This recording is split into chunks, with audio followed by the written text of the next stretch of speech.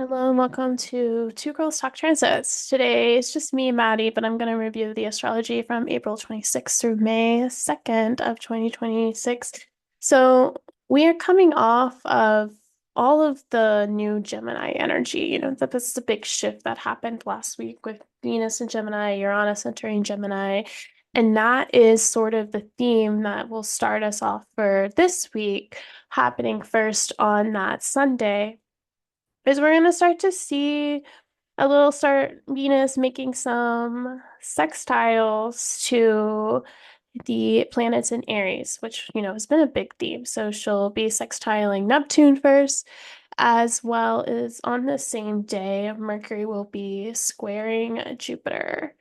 So big kind of things coming in play. For one hand, you're going to notice, especially on this Sunday, just still major things happening with Venus and Uranus and Gemini in terms of like a disrupting change in your relationships or a disrupting change in what you value, what you desire, what you wish to sort of kind of create or do in your life.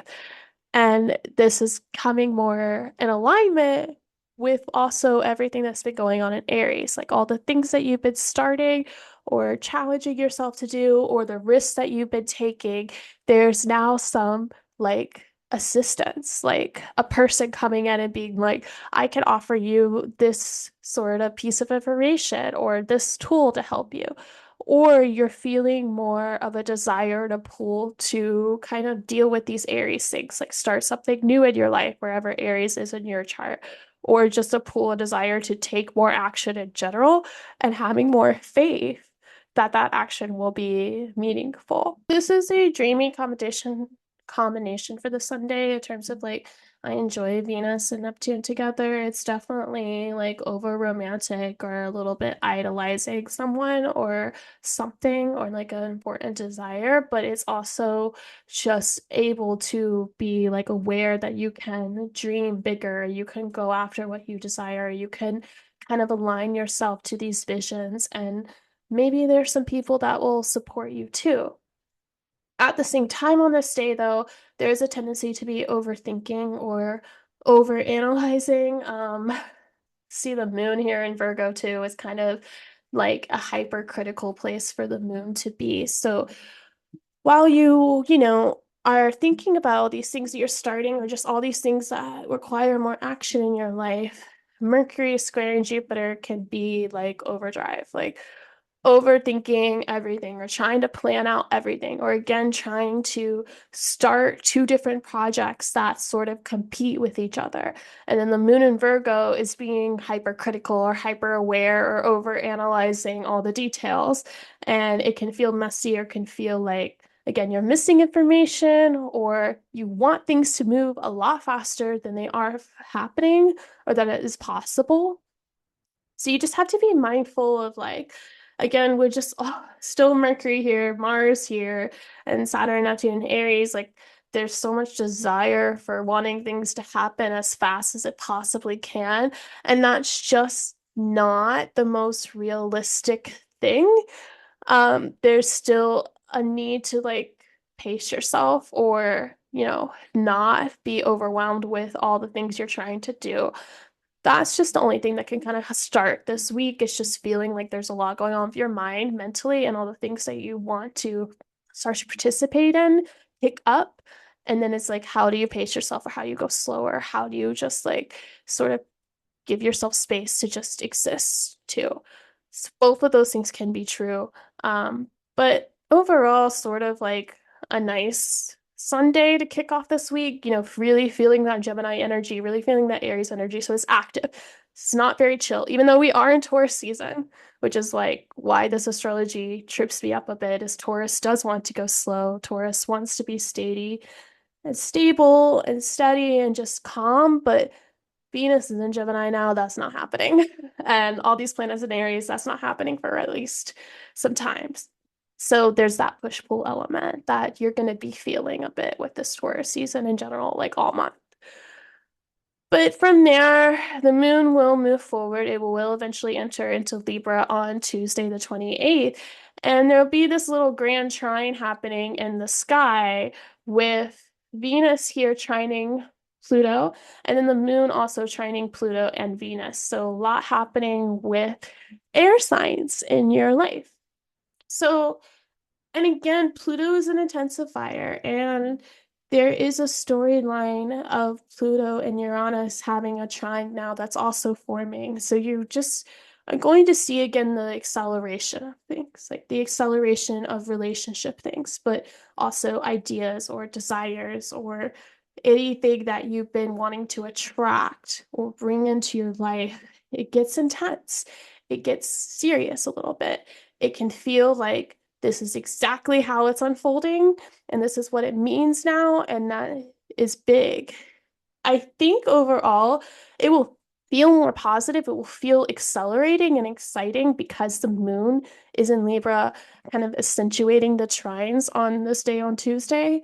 So it can feel like really uncovering like some deeper information or some secretive information about what you truly want, understanding something that maybe you missed, or getting that like real deep, juicy conversation with and in relationship with an important person, and realizing like we can work together and that will make everything so much more powerful, so much more influential. This is helpful. This is the chance where Pluto is helpful. It does mean, though, again, with all this Aries energy, taking risk, being more bold, being more sort of like upfront about power dynamics or issues, but knowing that this is now helping you progress.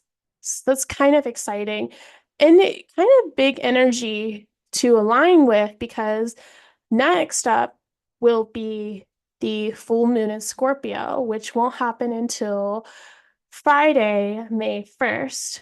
But this one is sort of a nice little clear way full moon. So there are not a ton of aspects with the full moon. There isn't a sort of visible with the ruler Mars and Aries, although they are both in Mars domicile, so there's still support. This full moon is supported. There is a trine from Jupiter that's going to be forming slightly after this full moon. That will probably be the most important aspect and really the only aspect that we have. So there is something expansive, but of course, this full moon Scorpio is about clearing away something in that Scorpio area of your chart or that area of your life, or something scorpionic in general. I kind of can see this relationship between the two Mars houses too. So we each have the two houses that Mars rules in our chart, but they're in different areas of our life. And so this full moon could be signifying a clearing away of something in your Scorpio Mars ruled house that allows you to step up or do more or push more in your Aries ruled house that Mars also rules, and Mars is diverting his energy to in a way.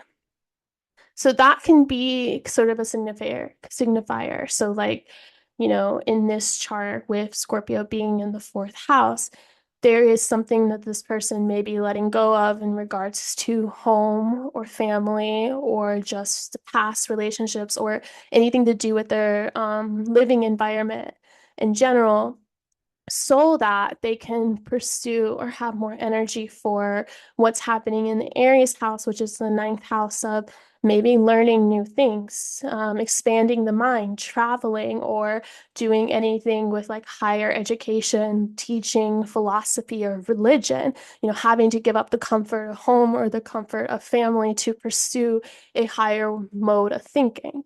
So that can be sort of a release that this full moon triggers, although it doesn't have to be bad. And I don't think it will feel bad. I think it will feel like an expansive release that allows for more to come in, because that is what the trine of Jupiter here in Cancer is allowing this full moon. And I mean, a moon in Scorpio is always more intense. It is always more like deep and like penetrative, and it can feel uncomfortable to have these emotions that come up around your Scorpio house. It can feel uncomfortable to have these realizations, But it's almost like Jupiter coming in is like, this needed to be done. Like, this was holding you back. This was hurting you. Like, lean into me, lean into what Jupiter is expanding in your chart to help make up of what you may have to let go from the Scorpio house. So, again, back to this example, Jupiter is expanding the 12th house of alone time, isolation, but also just like mental health and dealing with personal inner patterns and beliefs and things that like shape us or self-sabotage us. So part of growing that mental health or growing our inner world may mean that we have to release something from the home environment so that we can expand more in that space that we need, or just release something again anywhere this is in your chart. So just some things to kind of think about in terms of this full moon. It isn't like a big full moon, but it is one that's also like interesting in terms of like things going on. Because on this same day, Venus is also meeting a sextile to Saturn, and Mercury and Chiron are conjuncting. So, as always, with the fallen moon in Scorpio, a womb of some sort, a painful, emotional reminder, and in this case, a literal mental or conversational reminder may come up as like a womb or something that you're personally working on in terms of like healing or talking about and sharing. So, this may also be a time that's really good for talk therapy or really good to just like share what's happening in terms of, what you are dealing with emotionally. But the Venus sextile Saturn means again, it kind of builds on that theme I was talking about, that this is all necessary. Like, this is all for the betterment of what you are building with Saturn and Aries. Like, what are your long-term goals now for at least the next 2 years? What risk are you taking? What things are exciting that you are really trying to start in your life and push forward? And Venus is like, this is why this is happening, is so that we can better build this up, so we can better support it. And you may also get like commitments from someone you're working with or something in relationship to this, like a promise or a like solidifying of a long-term goal or plan or visionary. So there are subtle things happening with this full moon. Like, it's not a major full moon, but I do think it's really setting the stage for what's to come in Gemini season and later on in this month. So don't expect like a major event unless it does, unless you have something around 11 degrees, especially in the fixed signs, then this may be a major event for you that you want to look more at. But if it's not, you can expect this to be more subtle shifting of the mind and awareness of what you are just in general moving towards. And then on the second, late into the second, is when Mercury is finally going to enter into Taurus. So now we'll get a little bit more of some helpful Taurus energy. This doesn't happen until very late in the second, so this will definitely be more of like a next week thing that we'll talk about. But I mean, I just Mercury in Aries was good. Like, it was much better than Pisces, but it definitely exaggerated the Mars Saturn influence we have in there. And I noticed there were a lot of like aggressive communication and just people really trying to get their point across, or people really trying to fight against something and like make that known. So Mercury finally separating from that energy, moving into Taurus, means it's going to slow down. And we now have some more assistance in the Taurus house because Venus and Mercury are in a mutual reception where they're in each other's signs. So they're able to communicate a little bit better, and you can feel some support in terms of like what Venus is working on in Gemini is also starting to help your Taurus area of your life, even though it may not seem clear or obvious at first. So I like this shift. Mercury and Taurus will be more about slower, practical communication, being more clear about planning things that are material, that are not just ideas, but like literal things that are changing, and just helping ground down all of this excess like Gemini Mars energy into something that's like, okay, what does this really mean? Like, what is really changing or shifting in my life? What is really, something I need to focus on that's concrete and material and not just an idea or a belief or a conversation. So that's good news. I think overall this is a quieter week, but really we'll start to set the stage for kind of the new energy that we're going to get into for May. So that's all I have for you this week. Next week we'll both be back again. And if you want more content from us, I've been out of kind of commission for a bit, but I'm getting back into it. You can follow us on Instagram and TikTok at Two Girls Talk Transits. As always, if you want to book a reading with us, our links are below, and we will see you all next week.